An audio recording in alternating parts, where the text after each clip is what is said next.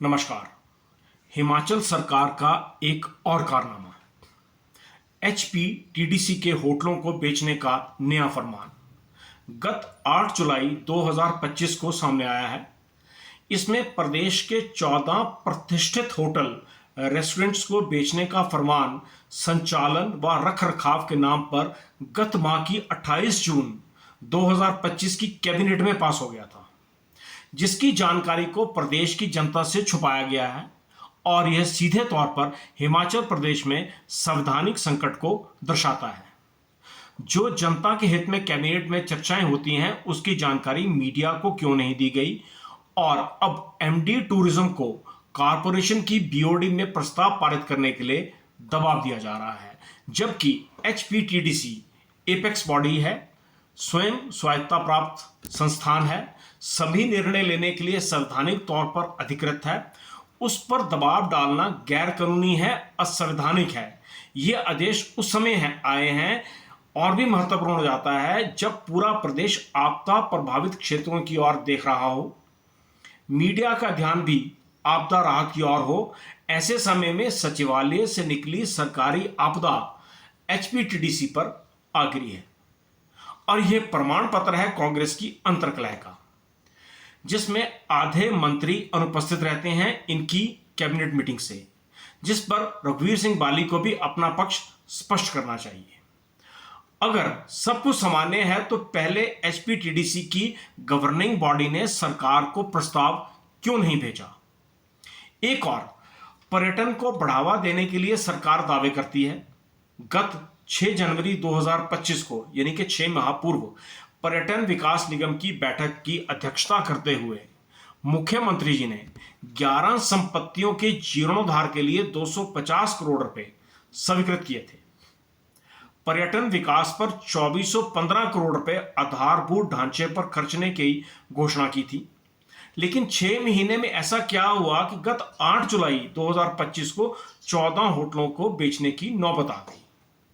ये होटल हैं hotel Hilltop Swarghat, lake view Bilaspur, hotel Baghal Darlaghat Arki, hotel Bayside Bharadighat, Bamleshwar Chindi Karsog, apple blossom Fagu, hotel Shivalik Parwanoo, Giriganga Khara Pathar, Chanshal Rohru, tourist inn Rajgarh, hotel Sarvari Kullu और common rose Kasauli, Kashmiri house Dharamshala और hotel उल जोगिंदर नगर मंडी।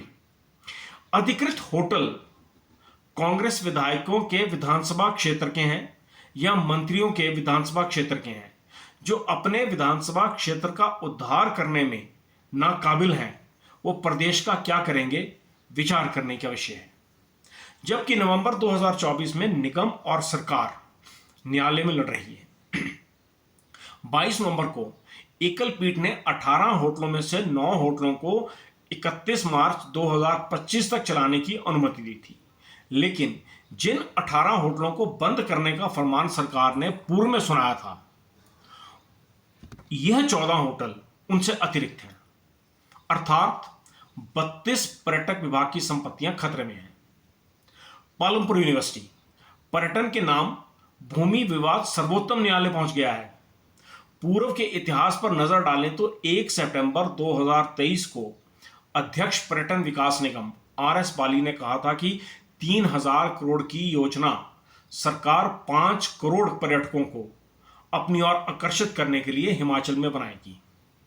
गत वर्ष जुलाई 2024 में 11 योजनाओं के लिए 696.47 करोड़ के प्रावधान का आश्वासन मुख्यमंत्री जी ने बोर्ड की मीटिंग में अधिकारियों के मध्य दिया था, जबकि गत वर्ष 20 दिसंबर 2024 को सरकार ने जानकारी दी थी कि एशियन डेवलपमेंट बैंक के साथ पर्यटन को पंख लगाने के लिए 1378 करोड़ का एमओयू भी साइन हो गया है, जो जिला कांगड़ा, कुल्लू, मंडी, शिमला के प्रमुख पर्यटक स्थलों के इंफ्रास्ट्रक्चर डेवलपमेंट के लिए उपयोग में लाया जाएगा।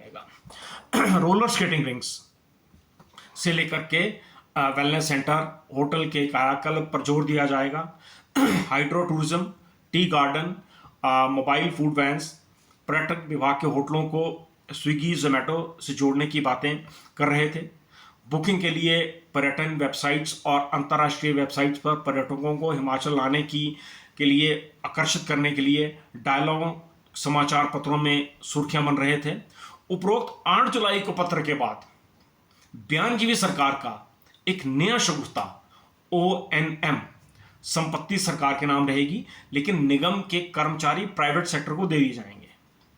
उनके हकों हुकूक का भी ख्याल रखा जाएगा। कि जो बात सामने आई है वो इस बात को प्रमाणित करती है कि सरकार ही चोर है। अभी संस्थान नहीं चल रहे हैं। सरकार आज संपत्तियां बेचो और भागो की स्थिति में आकर खड़ी हो गई है। वहीं अगर आप प्राइवेट सेक्टर के होटलों की ओर देखें तो एक भी होटल व्यावसायिक कारणों से बंद नहीं हुआ है। यहां तक कि सड़कों के किनारे ये जो मैगी चाय ठेला लगाकर बेचने वाले हैं, सरकार उन्हें हटा दे ये अलग विषय है, अन्यथा उन्होंने भी अपनी कच्ची टपरी को पक्का करने का प्रयास किया है। आखिर हिमाचल सरकार के ही संस्थान क्यों फेल हो रहे हैं, इसकी भी जांच होनी चाहिए। ये सरकार अपनी विश्वसनीयता अपने सहयोगियों, प्रशासनिक अधिकारियों, मीडिया, यहां तक के आमजन और अपने कार्यकर्ताओं के मध्य खो चुकी है। नमस्कार।